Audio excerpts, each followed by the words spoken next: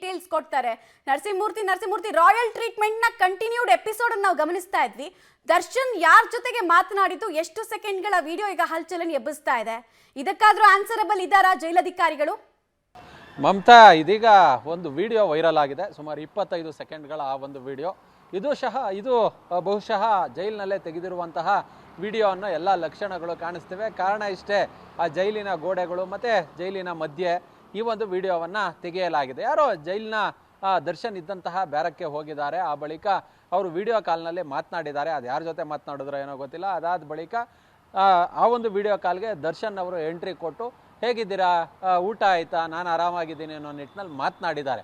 ಆ ಒಂದು ವಿಡಿಯೋವನ್ನು ಯಾರು ಈತ ರಿಸೀವ್ ಮಾಡ್ಕೊಂಡಿದ್ನೋ ಕಾಲ್ನ, ಆತನೋ ಅಥವಾ ಆತನ ಆಪ್ತರೋ ಯಾರೋ ಗೊತ್ತಿಲ್ಲ, ಅದನ್ನು ಸ್ಟೇಟಸ್ಗೂ ಕೂಡ ಹಾಕ್ಕೊಂಡಿದ್ದಾರೆ. ಇದೀಗ ಆ ಒಂದು ವಿಡಿಯೋ ವೈರಲ್ ಆಗಿದೆ, 25 ಸೆಕೆಂಡ್ಗಳ ಈ ಒಂದು ವಿಡಿಯೋ.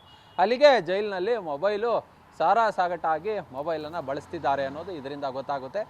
ದರ್ಶನ್ ಕೂಡ ಇದರಲ್ಲಿ ಮಾತನಾಡಿದ್ದಾರೆ. ಅದು ಯಾವ ಆಪ್ತರ ಜೊತೆ ಮಾತನಾಡಿದ್ರು ಅಥವಾ ಅಲ್ಲಿ ಕಾಲ್ ಮಾಡಿ ಕೊಟ್ಟಂಥವ್ರು ಮತ್ತು ಯಾರ ಜೊತೆ ಮಾತನಾಡಿದ್ರು ಅವರ ಗುರುತು ಇನ್ನೂ ಪತ್ತೆಯಾಗಿಲ್ಲ, ಯಾರು ಇವರು ಅನ್ನೋದು. ಅದು ಇನ್ನಷ್ಟೇ ಗೊತ್ತಾಗಬೇಕಿದೆ.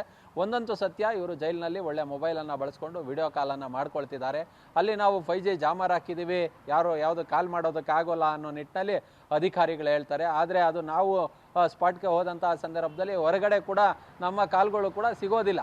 ಅಷ್ಟರ ಮಟ್ಟಿಗೆ ಪರಿತಪಿಸ್ಬೇಕಲ್ಲಿ ಹೋದರೆ ಒಂದು ಕಾಲನ್ನು ಮಾಡೋದಕ್ಕೆ ಜೈಲ್ ಬಳಿ. ಆದರೆ ಇವ್ರಿಗೆಲ್ಲ ಆರಾಮಾಗಿ ಕಾಲ್ಗಳಲ್ಲಿ ಮೊಬೈಲನ್ನು ವಿಡಿಯೋ ಕಾಲನ್ನು ಮಾಡ್ಕೊಳ್ತಿದ್ದಾರೆ. ಆರಾಮಾಗಿ ವಿಡಿಯೋದಲ್ಲಿ ಎಲ್ಲ ಕಡೆ ಓಡಾಟವನ್ನು ಕೂಡ ಮಾಡ್ತಿದ್ದಾರೆ. ಎಲ್ಲರ ಜೊತೆ ಮಾತನಾಡೋ ಕೆಲಸವನ್ನು ಕೂಡ ಮಾಡ್ತಿದ್ದಾರೆ. ಇದೆಲ್ಲವೂ ಕೂಡ ಕುಲ್ಲಂಕುಲ್ಲವಾಗಿ ಜೈಲಿನಲ್ಲಿ ನಡೀತಿದೆ.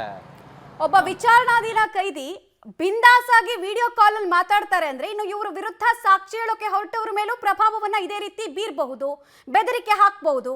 ಅದನ್ನ ಹೇಗೆ ತಡೆಗಟ್ಟೋಕ್ಕಾಗುತ್ತೆ? ಜೈಲಿನಿಂದಲೇ ಬೆದರಿಕೆ ಹಾಕೋಷ್ಟು ಧೈರ್ಯವನ್ನು ಇವ್ರು ತೋರಿಸಬಹುದು. ಯಾರದನ್ನ ಇಲ್ಲ ಅಂತ ಅಲ್ಲಗಳಿಯಕ್ಕಾಗತ್ತೆ?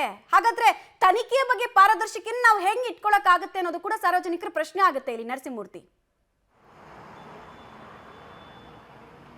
ಮಮತಾ, ಒಂದು ವಿಚಾರ, ಯಾರು ದರ್ಶನ್ಗೆ ವಿಡಿಯೋ ಕಾಲಲ್ಲಿ ಮಾತನಾಡಿ ಮೊದಲಿಗೆ ಆತ ವಿಡಿಯೋ ಕಾಲಲ್ಲಿ ಇವ್ರನ್ನ ಕರಿತನ ಮಾತನಾಡೋದಕ್ಕೆ, ಆತ ಇವರ ಸಹ ಕೈದಿ ಅಲ್ಲ. ಅಂದರೆ ರೇಣುಕಾಸ್ವಾಮಿ ಕೊಲೆ ಪ್ರಕರಣದಲ್ಲಿ ಭಾಗಿಯಾದಂತಹ ವ್ಯಕ್ತಿ ಅಲ್ಲ, ಆತ ಯಾರೋ ಬೇರೆ ವ್ಯಕ್ತಿ. ಆತ ಜೈಲಿಗೆ, ಬ್ಯಾರಕ್ಗೆ, ದರ್ಶನ್ ಇದ್ದಂತಹ ಬ್ಯಾರಕ್ಗೆ ಆತ ಹೇಗೆ ಎಂಟ್ರಿ ಕೊಟ್ಟ?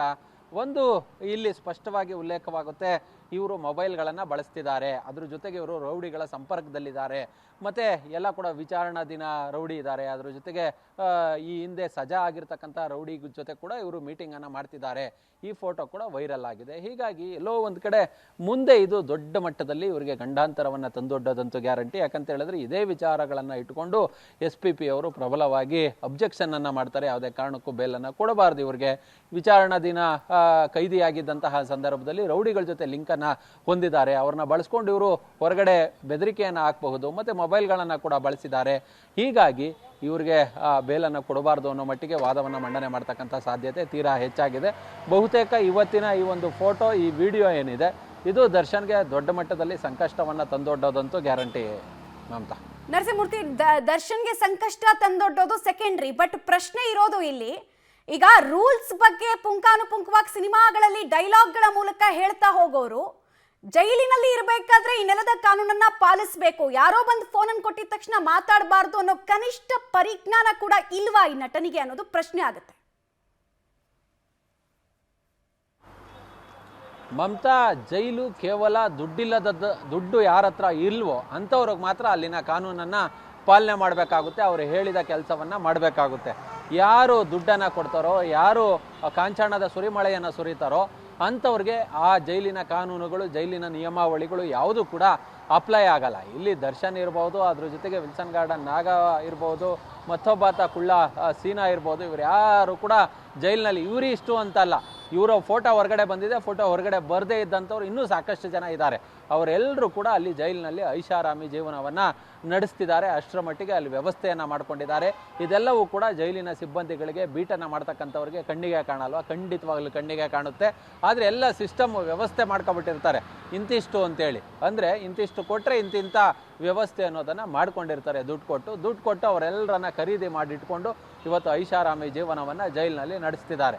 ಅಲ್ಲಿಗೆ ಎಲ್ಲೋ ಒಂದು ಕಡೆ 4 ಗೋಡೆಗಳ ಮಧ್ಯೆ ಇದ್ದಾರೆ ಅನ್ನೋದನ್ನು ಹೊರತುಪಡಿಸಿದ್ರೆ ಬಹುತೇಕ ಎಲ್ಲ ಸೌಲಭ್ಯಗಳನ್ನು ಇವರು ಜೈಲಿನಲ್ಲಿ ಪಡಿತಿದ್ದಾರೆ. ಅಧಿಕಾರಿಗಳು ಎಂಜಲು ಕಾಸಿನ ಆಸೆಗೋಸ್ಕರ ಈ ದುಡ್ಡನ್ನು ತಿಂದು ಅವರ ಬಳಿ ಹಣವನ್ನು ಪಡೆದು ಇವ್ರಿಗೆ ಸ್ವೇಚ್ಛಾಚಾರವಾಗಿ ವರ್ತನೆಯನ್ನು ಮಾಡೋದಕ್ಕೆ ಮತ್ತು ಜೈಲಿನ ನಿಯಮಾವಳಿಗಳನ್ನು ಗಾಳಿಗೆ ತೂರಿ ಇವರಿಗೆಲ್ಲ ಸೌಲಭ್ಯಗಳನ್ನು ಕಲ್ಪಿಸ್ಕೊಡೋ ಕೆಲಸವನ್ನು ಮಾಡಿದ್ದಾರೆ. ಬಹುತೇಕ ಇದು ಸರಿ ಮಾಡ್ತಾರೋ ಇಲ್ವೋ ಗೊತ್ತಿಲ್ಲ. ಇದು ಮೊದಲೇನಲ್ಲ, ಮತ್ತೆ ಕೊನೆ ಇವತ್ತಾಗುತ್ತೆ ಅಂತೇಳಿ ನಾವು ಕೂಡ ಭಾವಿಸೋದು ಕೂಡ ತಪ್ಪಾಗುತ್ತೆ. ಅಷ್ಟರ ಮಟ್ಟಿಗೆ ಜೈಲಿನ ಕರ್ಮಕಾಂಡಗಳೇನಿದೆ ಇದು ಆಗಾಗ ಹೊರಗಡೆ ಬರ್ತಾನೆ ಇರುತ್ತೆ. ಓಕೆ ನರಸಿಂಹಮೂರ್ತಿ, ಹಾಗೆ ಸಂಪರ್ಕದಲ್ಲಿರಿ. ಒಟ್ನಲ್ಲಿ ಪರಪ್ಪನ ಅಗ್ರಹಾರ ಜೈಲಿನ ಕರ್ಮಕಾಂಡದ ಕಂಟಿನ್ಯೂಡ್ ಎಪಿಸೋಡ್ ಈ ವಿಡಿಯೋ ಕಾಲ್.